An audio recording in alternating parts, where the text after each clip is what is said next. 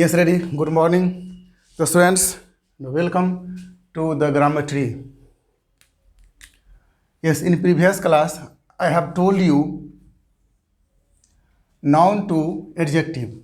Previous class में मैं आप लोगों को noun से लेकर adjective तक बता चुका हूँ। एक बार फिर से देखेंगे।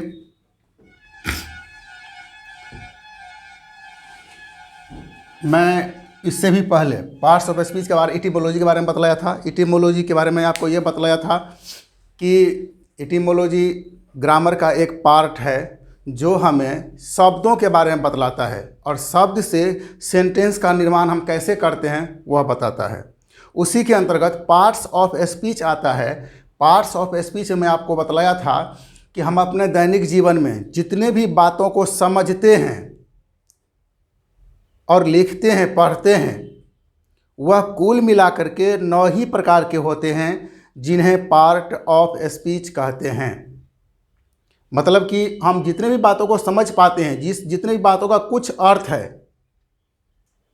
मान लेते हैं कि अगर कुत्ता भौंकता है तो उस भौंकने का कुछ अर्थ निकलता है क्या? उसका मतलब आप समझते हैं क्या? नहीं समझते हैं। मान लीजिए कोई चिड़िया चहचहाती है तो वो क्या कहता है, वो क्या कहती है, वो आप समझते हैं क्या? नहीं समझते हैं। क्यों? क्योंकि हमारे जो ग्रामर है उसमें उस चिड़िया के चहचहाने का कोई अर्थ नहीं है। कुत्ता जो भौंकता है तो उसके शब्द में उसके मुंह से निकला हुआ आवाज़ में वो क्या बोलता है, उसका मतलब समझते हैं आप क्या? नहीं समझते। क्यों नहीं समझते हैं? क्योंकि वह जो भौंकना है वह नाउन से लेकर के डिटरमाइनर के बीच में नहीं आता है। इसीलिए हम कुत्ते के भौंकने को नहीं समझ पाते हैं।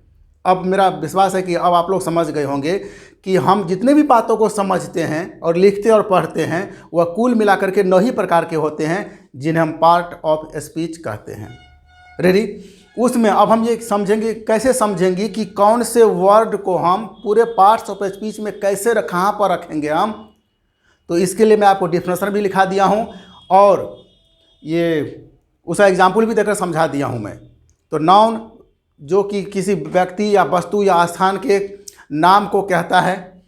इस मान लीजिए संसार में जितने भी वस्तुओं पर मेरी नज़र पड़ती है उसका अपना कुछ ना कुछ नाम होगा, जैसे Mohan, Sohan, Ram, Shyam, bench, desk, table, ये सब जितना भी कुछ है जिसका नाम है उस नाम को नाउन कहते हैं। और नाउन के बदले में, मतलब नाम के बदले में जिस शब्द का प्रयोग किया जाता है उसको प्रोनाउन कहते हैं। जैसे ही, सी, इट बतला दिया था मैं इसके बारे में। उसके बाद क्या बतलाया था मैं? एडजेक्टिव के बारे में। एडजेक्टिव के बारे में आपको क्या बतलाया था कि संसार में जितने भी वस्तुएं हैं, जितने भी चीज़ें हैं, जो भी चीज़ें हैं, लिविंग थिंग्स हो या नॉन लिविंग थिंग्स हो, सबका अपना कुछ ना कुछ विशेषता होगा। उसी विशेषता को हम विशेषण मतलब एडजेक्टिव कहते हैं। ये भी मैं बतला चुका था। अब इधर देखिए वर्ब के बारे में। वर्ब के बारे में क्या है? ये वर्ब, ये नाउन, इसका डिफरेंस तो मैं लिखा दिया था सर। देखिए डिफरेंस देखिए। Verb, a verb is a word which says something about a noun or a pronoun। क्या कहा? वर्ब एक शब्द है जो नाउन या प्रोनाउन के बारे में कुछ कहता है। क्या कहता है? कहने का ये मतलब है कि नाउन या प्रोनाउन कर्ता ये कैसा है, सॉरी कर्ता क्या है, नाउन या प्रोनाउन कर्ता क्या है। नाउन या प्रोनाउन जो कुछ भी करता है वही वर्ब है। आप शॉर्ट में डिफिनेशन में देखते होंगे किसी बुक में, a verb is an action word. ये वर्ब क्या है? एक्शन वर्ड है। क्या कहने का मतलब है? कोई नाउन या प्रोनाउन करता क्या है वो। अगर ये जानना है कि वो वर्ब जानने के लिए अपने आप से क्वेश्चन करेंगे कि नाउन या प्रोनाउन करता क्या है, तो जो कुछ भी करता होगा वह क्रिया है। जैसे उठना, बैठना, सोना, जाना, लिखना, पढ़ना, आना जाना, देखना, सुनना, सूंघना, सोना, उठना, बैठना, झगड़ा लड़ाई करना, गाली गलौज करना, मारपीट करना, जितना ये जो है वो सारे क्रिया है। अब ऐसी बातें नहीं है कि मान लीजिए हम ऑफिस में जाकर के काम करते हैं या फिर घर में जो बहनें होती हैं या माएँ होती है वो पोछा लगाती है, घर का काम करती है, बर्तन साफ करती है, ढेर सारे so many types of work are there in a house. तो इसका मतलब ये नहीं कि घर में काम करेंगे तो ही वो क्रिया होगी, ऐसी बातें नहीं है। कोई अगर सो रहा है तो क्या करता है? सोता है, तो सोना क्रिया है। कोई अगर खा रहा है तो क्या कर रहा है? खा रहा है, तो खाना क्रिया है। कोई जाता है तो क्या करता है? जा रहा है, तो जाना क्रिया है। कोई अगर बैठा हुआ है तो क्या कर रहा है? बैठा हुआ है, तो बैठना क्रिया है, मतलब वर्ब है।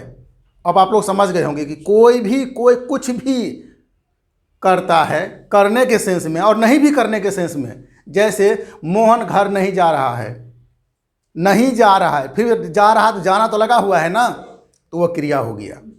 मतलब नाउन या प्रोनाउन कुछ भी करता है करने के सेंस में और नहीं भी करने के सेंस में, वह क्रिया है। जैसे आप लोग क्या कर रहे हैं? बैठ रहे हैं, तो बैठना क्रिया है। वो लोग क्या कर रहा है? सो रहा है, तो सोना क्रिया है। वह क्या कर रहा है? पढ़ रहा है, तो पढ़ना क्रिया है।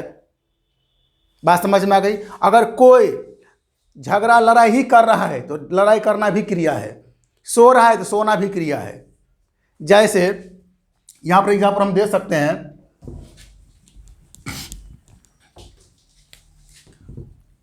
रीड, राइट, गो, कम, सी, प्ले, ये सब। अब हम एक एग्जाम्पल ले लेते हैं कि वह क्या करता है। जैसे नाउन या प्रोनाउन, तो नाउन का एग्जाम्पल में क्या हो गया? मान लेते हैं कि राम, और प्रोनाउन में क्या होगा? तो मान लेते हैं सी या ही, जो मतलब होगा अलग अलग है। ये अलग मान लेते हैं कि राम होगा, ऐसे राम का जो प्रोनाउन होगा वो ही होना चाहिए, लेकिन एग्जाम्पल हम ले लेते हैं। तो राम क्या करता है? तो पढ़ता है। वह क्या करती है? तो लिखती है। वह क्या करता है? तो जाता है। वह क्या करती है? तो आती है। राम क्या करता है? तो देखता है। वह राम क्या करता है? तो खेलता है। मतलब नाम, मतलब नाउन या प्रोनाउन क्या करता है? वह जो कुछ करता है वह क्रिया है। ठीक उसी प्रकार से एडजेक्टिव के बारे में मैं आपको बतलाया था कि एडजेक्टिव में नाउन या प्रोनाउन कैसा है, नाउन या प्रोनाउन कैसा है, तो वह जैसा भी है। मान लेते हैं कि वो पुअर है, क्या हो गया? ये एडजेक्टिव हो गया। मान लेते हैं कि वह कैसा है? तो ऑनेस्ट है या स्मार्ट है, तो ये नाउन या प्रोनाउन कैसा है? स्मार्ट है, तो एडजेक्टिव हो गया ये। लेकिन यहाँ पर नाउन या प्रोनाउन करता क्या है? करता क्या है? तो नाउन या प्रोनाउन क्या करता है? तो जो कुछ भी करता है। मान लीजिए कि नाउन या प्रोनाउन क्या करता है? खाता है, तो क्या हो गया? क्रिया हो गया। नाउन या प्रोनाउन क्या करता है? तो जाता है, तो जाना क्या हो गया? क्रिया हो गया, है ना? हम उम्मीद करते हैं कि आप लोग बढ़िया से समझ गए होंगे। क्या? जोर से बोलिए अगर समझ गए तो। Very good. देखिए अभी मस्ट इम्पोर्टेंट आ गया एडवर्ब। वो देखिए कैसा है। मैं इसको साफ कर सकता हूँ? यस।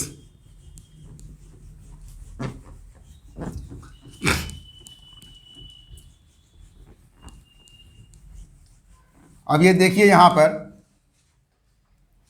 मैं आप लोगों को अभी क्या बतलाया हूँ, इधर देखिए गौर से। नाउन किसी नेम को कहता है। प्रोनाउन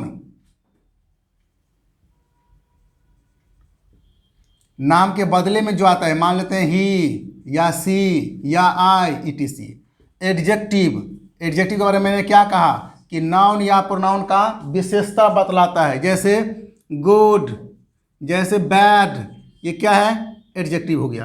वर्ब के बारे में मैंने आपको क्या बतलाया कि नाउन या प्रोनाउन करता क्या है। तो जैसे मान लेते हैं कि क्या करता है? प्रार्थना करता है। क्या करता है? आता है। क्या करता है? जाता है। देख लिए, इतना देख लिए ना आप। अब इधर देखिए, अभी मैं आपको क्या बतलाया कि एडजेक्टिव बतलाया ना। एडजेक्टिव बारे में मैंने क्या कहा? एडजेक्टिव के बारे में मैंने कहा कि ये नाउन या प्रोनाउन, यहां पर भी लिख सकते हैं उसको अदला बदली करके। नाउन या प्रोनाउन का क्या करता है? विशेषता बतलाता है। विशेषता बतलाता है ना। लेकिन ये याद रखिए, ये जो एडजेक्टिव है ये किसका विशेषता बतलाता है? नाउन नाउन और प्रोनाउन का विशेषता बतलाता है। एडजेक्टिव नाउन और प्रोनाउन का विशेषता बतलाता है। तो प्रोनाउन में हम ही दे सकते हैं और नाउन में क्या दे सकते हैं, मान लीजिए राम दे सकते हैं।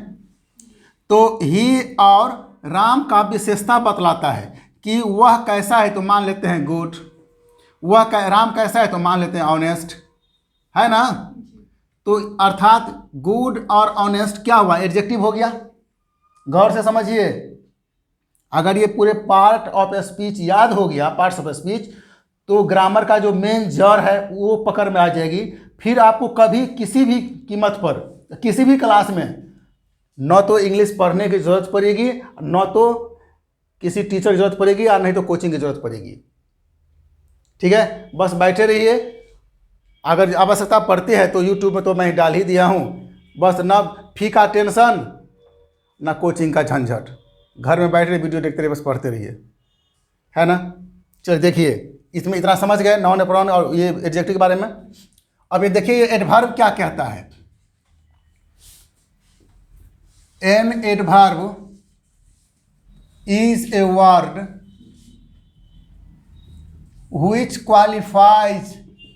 which qualifies an adjective, verb and other adverb। देखिए क्या है डेफिनेशन इसका।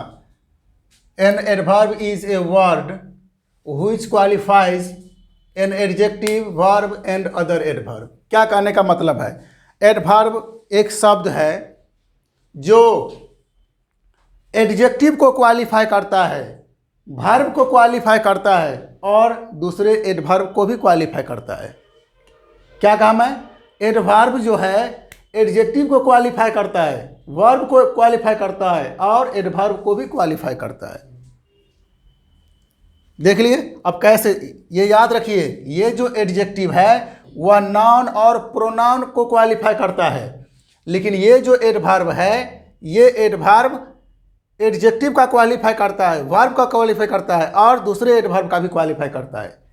अर्थात ये जो एडवर्ब है ये एडवर्ब एडजेक्टिव को क्वालिफाई करता है। ये एडवर्ब जो है सो वर्ब का क्वालिफाई करता है, विशेषता बतलाता है। क्वालिफाई मतलब विशेषता बतलाना, और एडवर्ब का विशेषता बतलाता है। आप लोग को यहाँ पर दिखाई दे रही है क्या? जी सर। अच्छा से चलिए अब ये देखिए कि कैसे ये जो एडजेक्टिव है किसका विशेषता बतलाता है, नाउन और प्रोनाउन का। अब इधर देखिए कृपा करके, अगर हम ये लिखते हैं c is poor, C is poor, if I ask to you how is c, Sita कैसी है, वह कैसी है, गरीब है, ये है ना। तो निश्चित रूप से ये प्रोनाउन हो गया और ये एडजेक्टिव हो गया ना, हो गया ना। जी सर।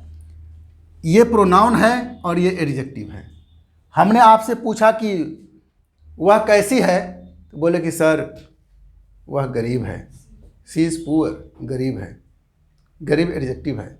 लेकिन अगर मैं आपसे ये पूछता हूँ कि गरीबों में कैसा गरीब है, तब क्या बोलते हैं कि sir she is very poor, C is very poor.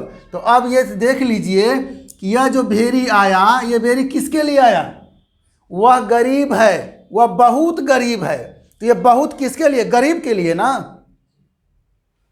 कहने का ये मतलब है कि अगर हम बोलते हैं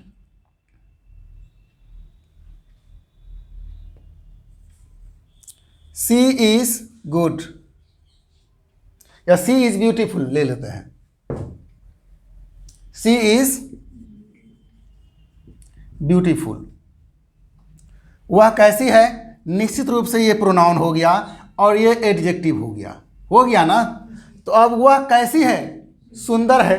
हम आपसे पूछते हैं कि वह कैसी है, तो आप बोलते हैं कि सर वह सुंदर है, नहीं सुंदर एडजेक्टिव है। अब हम फिर पूछते हैं कि सुंदर में कैसा सुंदर है, तो क्या बोलते हैं sir, she is very beautiful. नहीं, तो ये वेरी जो आया है वो किसके लिए, सी के लिए आया है? जी नहीं, वह जो है वो ब्यूटीफुल के लिए आया है, इसके लिए आया है कि वह सुंदरता का विशेषता बतलाता है कि सुंदर कैसा है, कम सुंदर है या ज़्यादा सुंदर है। तो बोलते हैं कि सर बहुत सुंदर है, तो बहुत कौन चीज़ सुंदर ना, और ये सुंदर क्या है, एडजेक्टिव है ना। तो क्या देखें आप, ये जो वेरी है वो इसका ब्यूटीफुल के बारे में बतलाता है ना। तो ब्यूटीफुल क्या है, एडजेक्टिव है ना। तो जो सब एडजेक्टिव का विशेषता बतलेगा वो एडवर्ब होगा ना, वो एडवर्ब होगा ना। अर्थात वेरी क्या हो गया, एडवर्ब हो गया। यहां पर भी वह कैसी गरीब है, तो बहुत गरीब है। तो बहुत किसके लिए, गरीब के लिए ना। तो ये बहुत जब गरीब के लिए आया तो गरीब क्या था, एडजेक्टिव था ना। और ये वेरी किसको क्वालिफाई करता है, गरीब को। तो गरीब क्या एडजेक्टिव है। तो जो शब्द एडजेक्टिव का विशेषता बतलाएगा, एडजेक्टिव को क्वालिफाई करेगा, वो क्या होगा, एडवर्ब होगा ना। देख लिए, अभी बहुत कुछ समझना है इसमें। एक और ले लीजिए, जैसे सी रन्स और सीता रन्स।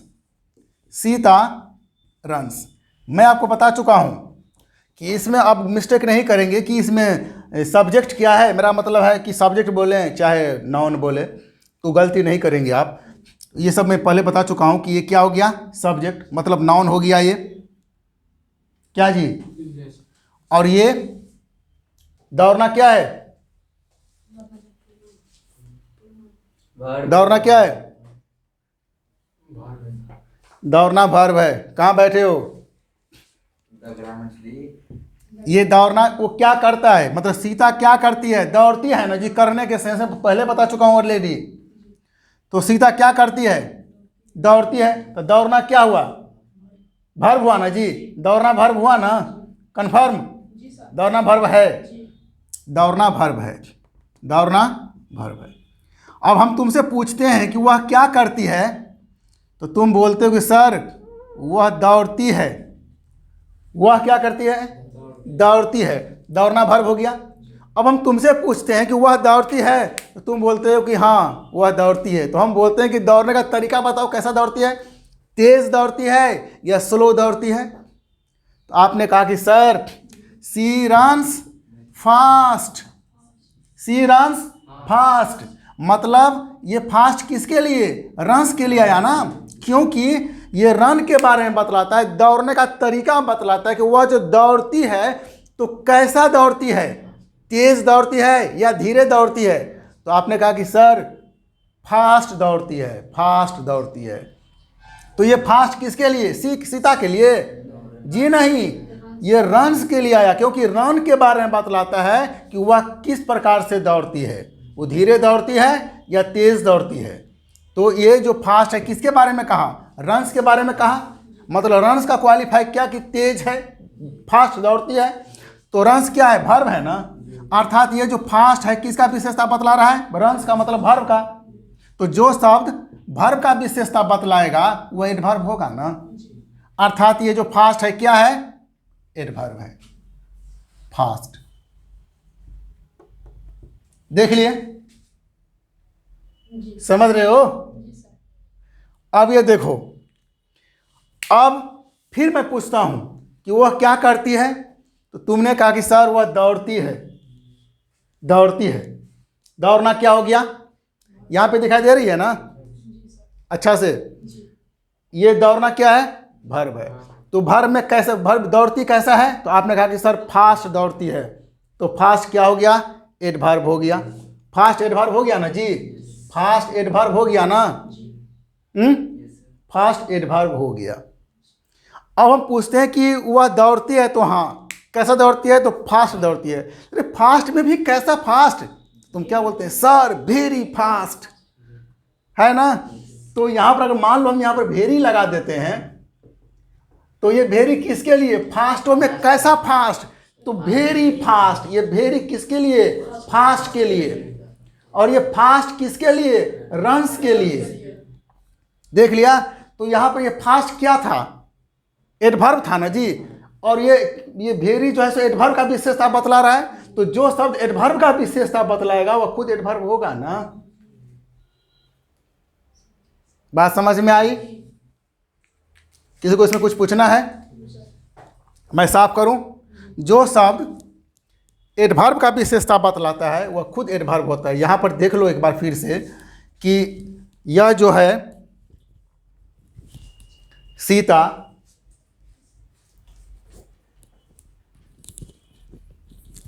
ये सीता सब्जेक्ट हो गया और ये रन्स क्रिया हो गया, मतलब वर्ब हो गया। रन्स का विशेषता बतलाता है फास्ट, मतलब वह दौड़ती है। तो कैसा दौड़ती है? तो आपने कहा कि सर फास्ट दौड़ती है। तो फास्ट किसके बारे में कहा? रन्स के बारे में। और रन्स क्या है? वर्ब है ना जी। तो ये जो था फास्ट वह वर्ब के बारे में बतलाया ना, मतलब वर्ब का विशेषता बतलाया ना, विशेषण है ना ये, मतलब क्रिया का विशेषण ये हो गया ना। मतलब ये जो फास्ट जो है सो रन्स का विशेषता बतलाया और रन्स क्या है? वर्ब है। तो जो शब्द वर्ब का विशेषता बतलाएगा वह एडवर्ब होगा। मतलब यहाँ पर ये जो फास्ट है वह एडवर्ब है। ठीक है। अब हम बोलते हैं कि वह दौड़ती है, तो हाँ, तो कैसा दौड़ती है? तो आपने कहा फास्ट। तो फास्टों में कैसा फास्ट? तो आप बोलते सर वेरी फास्ट। तो ये फास्ट वेरी, मतलब फास्टों में कैसा फास्ट? बोलते बहुत तेज, मतलब वेरी फास्ट। ये वेरी किसके लिए? इस फास्ट के लिए ना। और ये फास्ट किसके लिए? रन्स के लिए। तो और ये फास्ट क्या था? एडवर्ब था ना। तो जो शब्द एडवर्ब का विशेषता बतलाएगा वह खुद एडवर्ब होगा ना। जो शब्द एडवर्ब का विशेषता बतलाएगा वह एडवर्ब होगा ना, मतलब फास्ट वेरी। देख लिए। और मैं एडजेक्टिव का भी एक सुन लो। मैंने कहा कि वह कैसी है, तो आपने कहा कि सर सुंदर है। सुंदर है नहीं, सुंदर है। तो सुंदरों में कैसा सुंदर है? बहुत सुंदर है। तो मतलब ये क्या हुआ? एडजेक्टिव हुआ। ब्यूटीफुल एडजेक्टिव है ना जी। तो एडजेक्टिव के बारे में कह रहा है ना कि एडजेक्टिव में कैसा एडजेक्टिव, मतलब कैसा सुंदर। आप बोलते हो सर बहुत सुंदर। तो बहुत किसके लिए? सुंदर के लिए ना। तो जो शब्द ये क्या है? एडजेक्टिव है ना। तो जो शब्द एडजेक्टिव का विशेषता बतलाएगा वो एडवर्ब होगा ना। क्लियर? चलिए साफ करूं मैं। अब प्रीपोजिशन देखिए।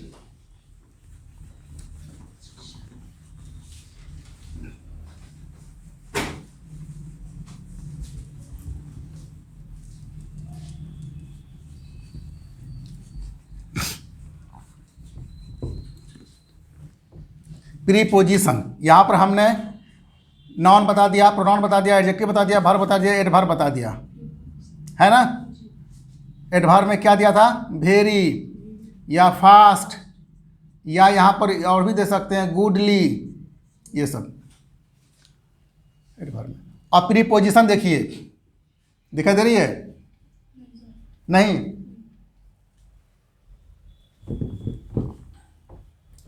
प्रीपोजिशन देखिए, दिखाई दे रही है? प्रीपोजिशन,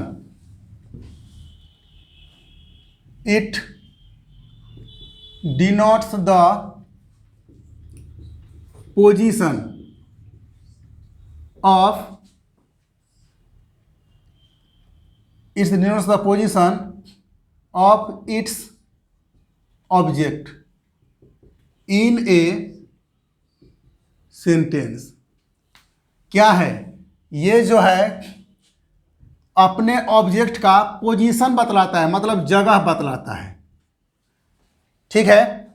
अगर मैथमेटिकल मेथड में देखेंगे तो देखिए इधर क्या है।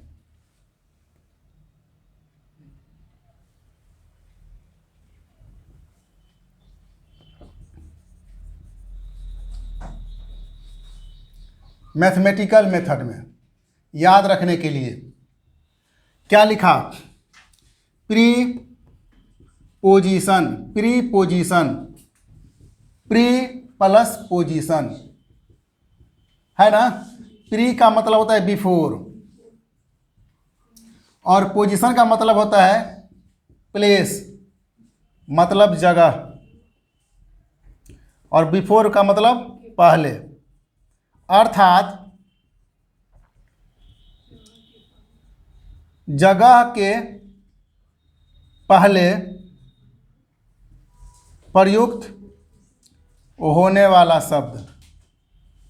देख लिए यहाँ पर और भी, in a sentence and it works as a conjunction. ठीक है, जैसा कि नाम से ही क्लियर है, प्रीपोजिशन। प्रीपोजिशन क्या, देखिए, pre means before, before means क्या, पहले, और पोजीशन मीन्स क्या, प्लेस, प्लेस मीन्स क्या, जगह, अर्थात जगह के पहले रहने वाला शब्द, मतलब जगह बताने वाला शब्द। और वह कंजक्शन के जैसे भी प्रयोग करेंगे। जैसे देखिए, एक एग्जाम्पल लिखते हैं।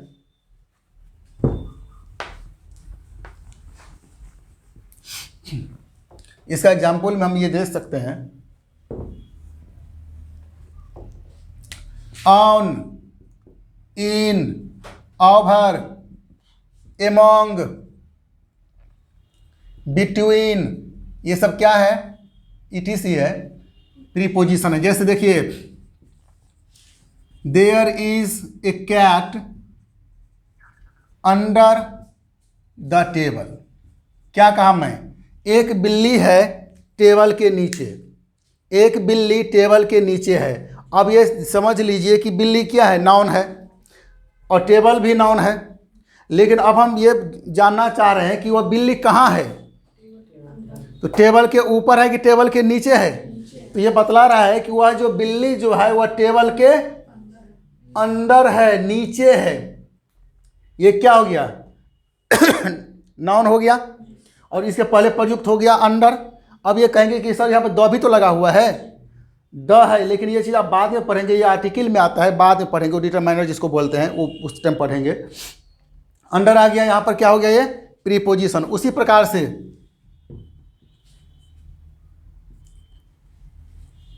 A book is on the table. क्या मतलब हुआ, एक किताब टेबल पर है, और यहाँ पर देयर इज ए बुक भी लिखना उचित था।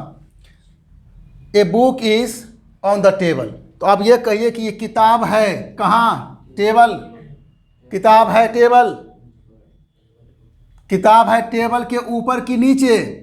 तो ये बतला रहा है कि ये जो किताब है, ये पुस्तक जो बुक है वह कहाँ है, वो टेबल के ऊपर लगा हुआ है, ऊपर रखा हुआ है, ये ऊपर।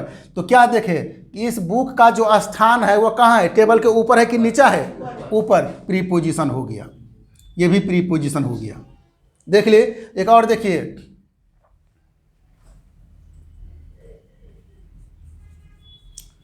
Father is in the office.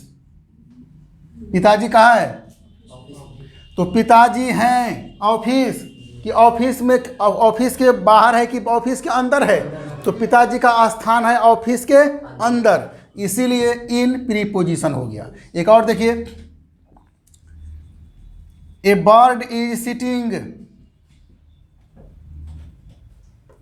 A bird is sitting on the branch of this tree. एक चिड़िया इस पेड़ के टहनी पर बैठ रही है, एक चिड़िया इस पेड़ के टहनी पर बैठ रही है। यहाँ पर बताओ क्या है, ऑन है सर, ऊपर बैठा हुआ सर, ऑन हो गया ऊपर। वो जो चिड़िया जो है, चिड़िया का जगह कहाँ है, उस पेड़ के टहनी के नीचे की ऊपर, ऊपर है ना।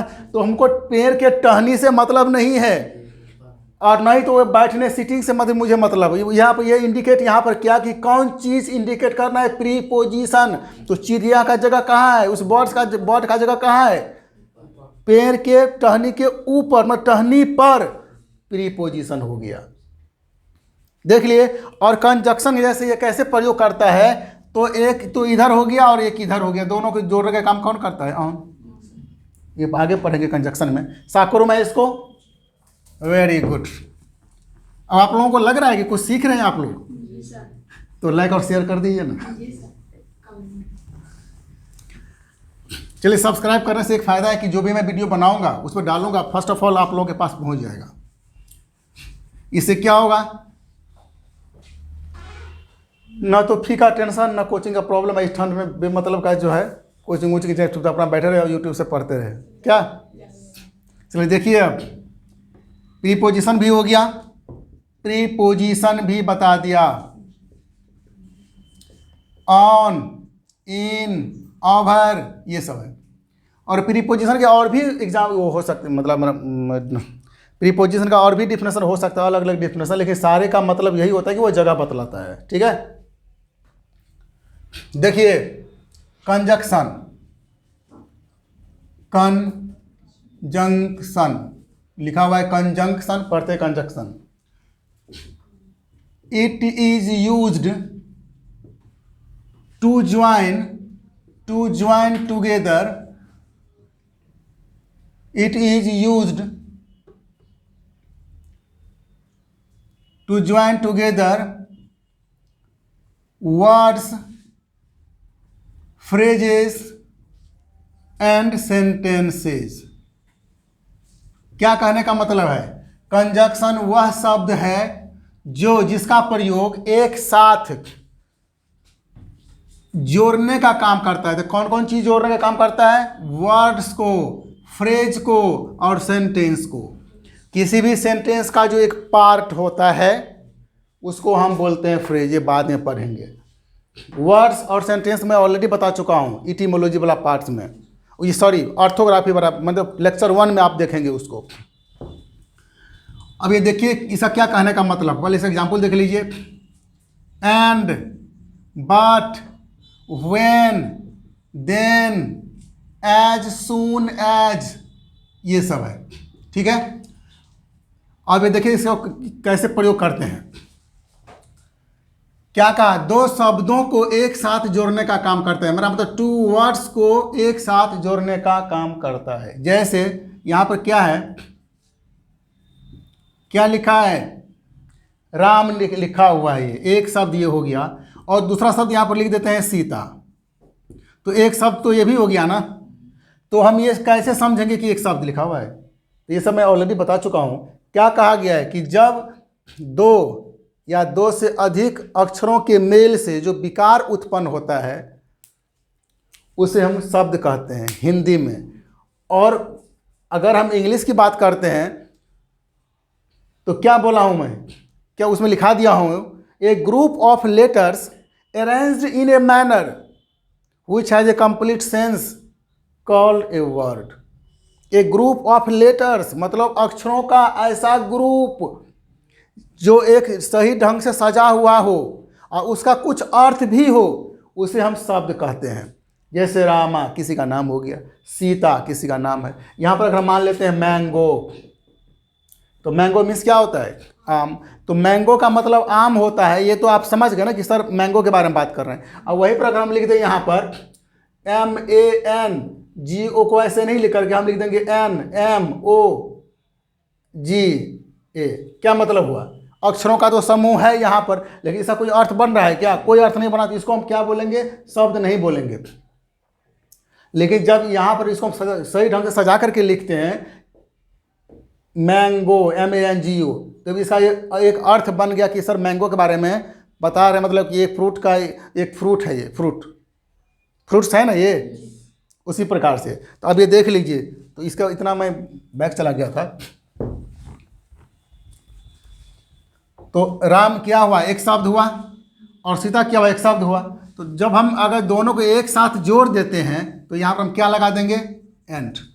अब ये पॉइंट हट जाएगी, मेरा मतलब अगर हम पहले दो वर्ड था ये, अब ये एक सेंटेंस बन गया। क्या मतलब हो गया, रामा एंड सीता। तो बीच में दोनों का जोड़ने का काम किसने किया, कंजक्शन ने, मतलब एंड ने, एंड कंजक्शन हो गया। उसी प्रकार से mango and guava, mango means जानते ही हैं, गुआवा मीन्स अमरूद होता है। क्या हुआ, एक शब्द ये था और एक शब्द ये था, दोनों को जोड़ने का काम किसने किया, एंड कंजक्शन ने किया। वही उसी प्रकार से लिखेंगे यू प्ले, एक सेंटेंस हो गया। यहाँ पर क्या देखें, दो शब्दों को जोड़ दिए हैं। अब ये क्या है, you play, you play cricket, ठीक है। यहाँ पर हम दे देंगे आई रीड ए बुक। तो एक सेंटेंस तो ये हो गया, दूसरा सेंटेंस ये हो गया, एक सेंटेंस ये हो गया ना। सेंटेंस का क्या डिफिनेशन है? A group of words arranged in a manner which has a complete sense called sentence. शब्दों का ऐसा ग्रुप जिसका एक सही ढंग से सजा हुआ हो और जिसका कुछ अर्थ भी हो, सेंटेंस कहलाता है। तो एक सेंटेंस तो ये हो गया, एक सेंटेंस ये हो गया। अगर हम दोनों को एक साथ जोड़ेंगे तो सिंपल है कि यहाँ पर हटा देंगे इसको, यहाँ पर हम बट लगा देंगे। क्या हो गया? यू प्ले क्रिकेट, तुम क्रिकेट खेलते हो लेकिन मैं किताब पढ़ता हूँ। क्या? एक और एग्जाम्पल देख लीजिए इधर।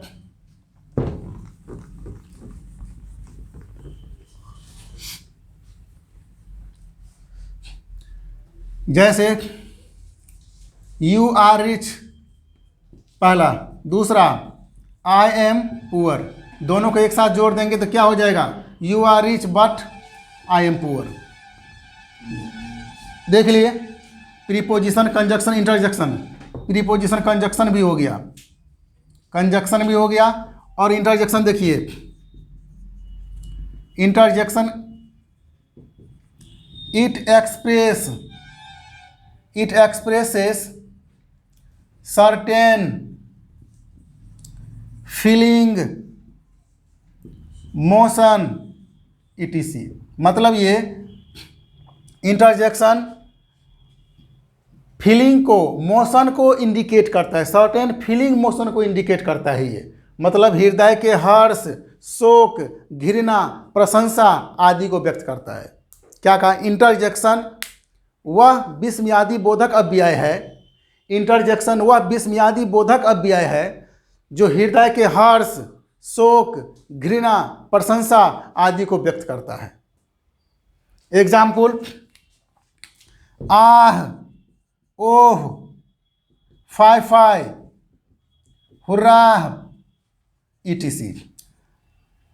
जब कोई कहीं पर ऐसा विचित्र घटना देख लेते हैं तो मन में अपने आप एक मन में उद्गम सा, मेरा मतलब है कि अंदर में एक मन में एक मन का तार झनझना जाता है, ये कह सकते हैं।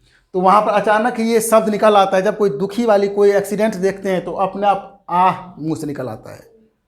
जब कहीं पर चल रहे होते हैं और कहीं पर बाई चांस ठेस लग जाती है, क्या मुंह से निकलता है? उफ, निकल आता है ना।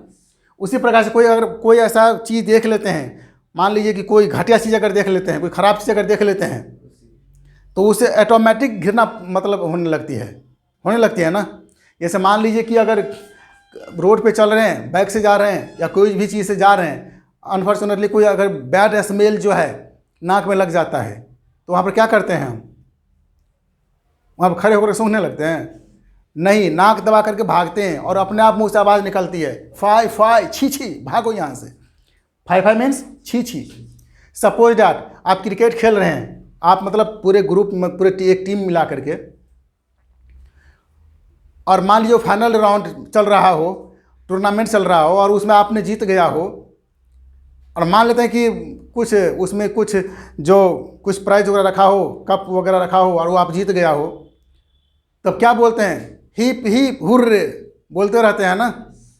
वो मतलब क्या मतलब है कि खुशी जो है, खुशी को आप व्यक्त कर रहे हैं हुर्राह कह करके।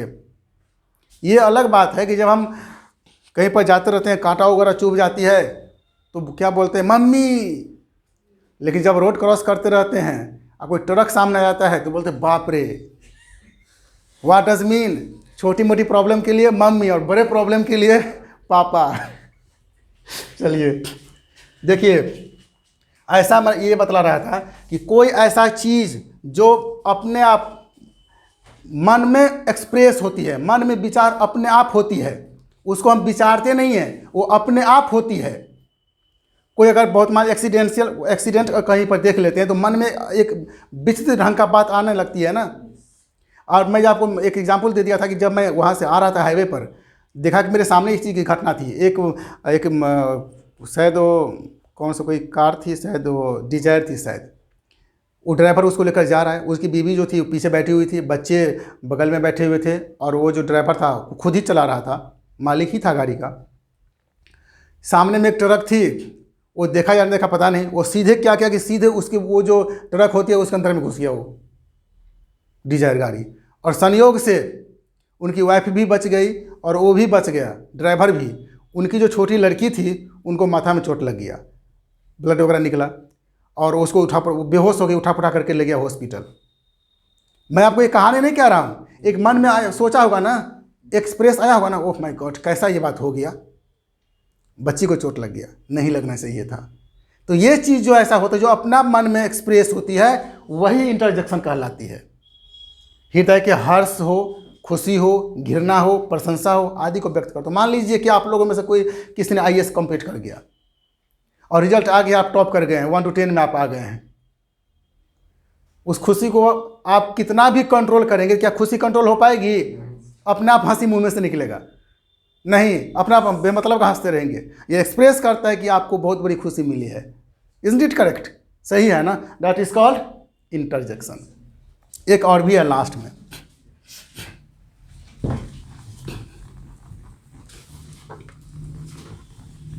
बाहर कोई है क्या? उनको बुला लो अंदर। कृष्णा देखो,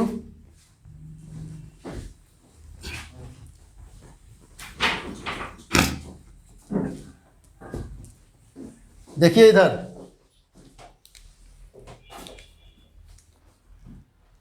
डिटरमाइनर।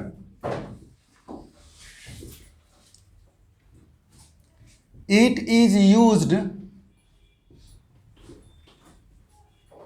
बिफोर ए नाउन और एन एडजेक्टिव।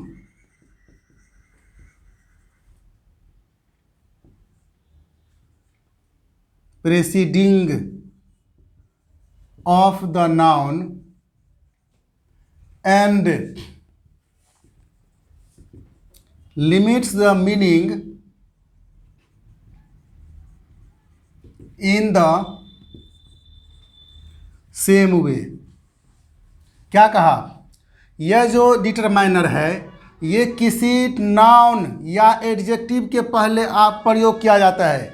डिटरमाइनर ऐसा शब्द है जो किसी एडजेक्टिव या नाउन के पहले प्रयोग किया जाता है, और उस नाउन या एडजेक्टिव के पहले जो प्रयोग किया हुआ रहता है उसके वास्तविक मीनिंग को, वास्तविक अर्थ को लिमिट करता है, सीमित करता है। जैसे इस example, a, an, the, such, so, etc। जैसे देखिए, I saw a man with a dog. मैंने एक आदमी को देखा था एक कुत्ता के साथ।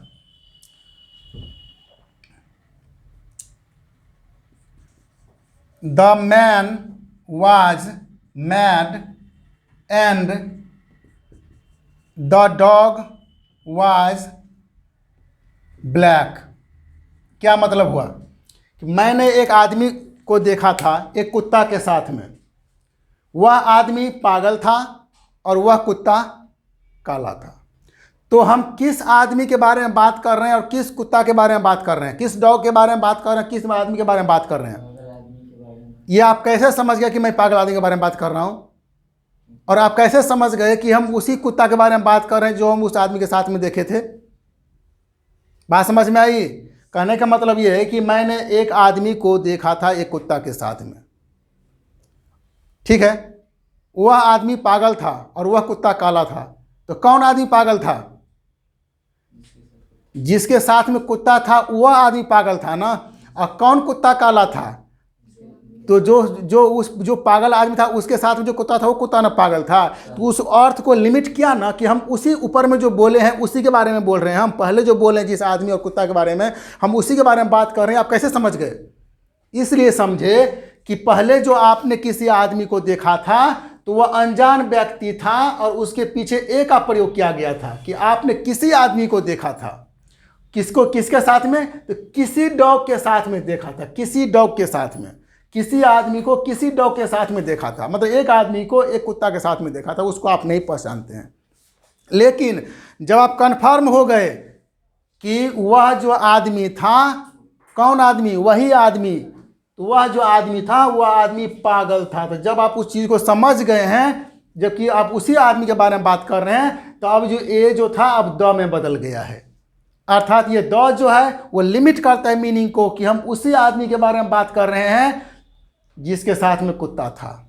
अब यहाँ पे क्या कह रहा है, और वह कुत्ता, तो कौन सा कुत्ता, तो वही कुत्ता जो पहले प्रयोग किया गया है, वही कुत्ता जो उस आदमी के साथ में था काला है। अर्थात ये साबित करता है, अर्थात ये हम ये कह सकते हैं कि यह जो कुत्ता है वो उसी आदमी के बारे में कह रहा है जिसके साथ वो कुत्ता था। तो पहले जो कुत्ता है तो क्या था, वो अनजान था, लेकिन अब वही कुत्ता कन्फर्म हो गया है, तो यहाँ पर द लग गया है। और ये कहने का मतलब ये है कि वही कुत्ता अब जो काला था, वही कुत्ता जो उस आदमी के पास में था साथ में वो काला है। बात समझ में आई। पहले बार जो कोई आदमी को हमने देखा वो अनजान व्यक्ति था, उसके पीछे हमने ए का प्रयोग कर दिया कोई अनजान व्यक्ति के लिए, और वही कुत्ता था जो कोई अनजान कुत्ता है, किसी आदमी किसी कुत्ता के साथ में देखे। लेकिन जब हम कन्फर्म हो गए कि वह आदमी, तो कौन आदमी, जो कुत्ता के साथ में था, तो उस आदमी के पहले क्या लगा हुआ था, ए, अब क्या लग गया, दे, तो ये द। अर्थात ये साबित करता है कि हम उसी व्यक्ति के बारे में बात कर रहे हैं जो ऊपर में अभी बोला है। और वही कुत्ता काला, वह कुत्ता काला था, कौन कुत्ता, जो उस व्यक्ति के साथ में था, तो उसके पहले क्या प्रयोग किया गया था, ए का, जो अनजान था। अब उस कुत्ता के पीछे क्या लग गया है, द। मतलब ये कि ये साबित कर रहा है कि हम उसी कुत्ता के बारे में बात कर रहे हैं जो कुत्ता उस व्यक्ति के साथ में था। ओके, अर्थात ये ए एंड द, सच और सभी है, ये सब क्या है, डिटरमाइनर है। Good bye all of you for today, but one thing is here that I would like to tell you first of all, if it is good, अगर ये आप लोगों को अच्छा लगता है, अगर हेल्पफुल आप लोगों को लगता है, तो निश्चित रूप से अगर हो सके, अगर आपको ठीक, मतलब ऐसा नहीं कह रहा हूँ कि मैं उसको सब्सक्राइब कर दो, लाइक कर दो, ये सब नहीं। अगर हमसे कोई अच्छा पढ़ाता है, आपको वहाँ पे अच्छा लगता है, तो उसको लाइक कीजिए। अगर ये अच्छा लगता है उसको लाइक कीजिए, कोई बात नहीं है, ठीक है।